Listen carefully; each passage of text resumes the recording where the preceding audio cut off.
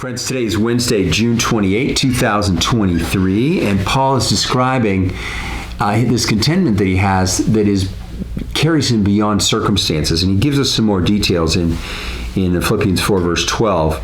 He says, I know what it is to have a little. I know what it is to have a lot. In any and all circumstances, I've learned the secret of being well-fed and of going hungry, of having much and of being in need. It's a reminder that every life circumstance, in my experience, has its different dangers.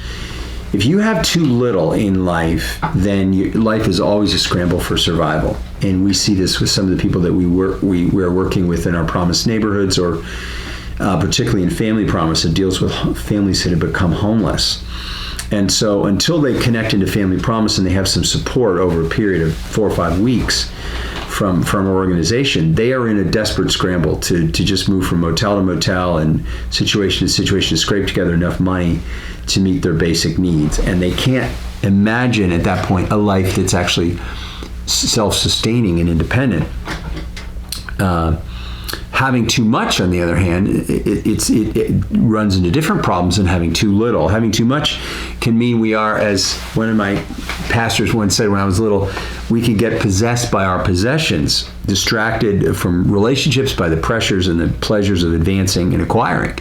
There's both pressure and there's pleasure in the quest to get more and more things and to move up the social scale, and we can get so involved with that we miss out on the many of the deeper things that we need to be experiencing in life.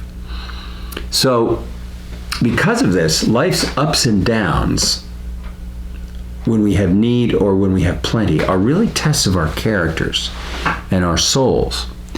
And Paul makes this extraordinary. Paul makes this claim: he can receive the slings and arrows of outrageous fortune with equanimity because he knows that God is at work in all these circumstances. He knows that he has a destiny beyond his earthly circumstances. And he knows also that his joy isn't going to be undermined by these outside things and the ups and downs, the vicissitudes of life.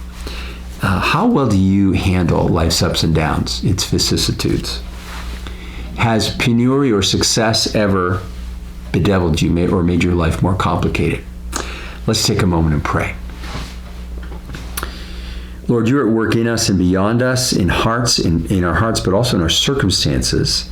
Give us the ability to receive both blessing and struggle without losing our way, and to trust that you can shape us in holy and wonderful ways in all of our different circumstances. Amen.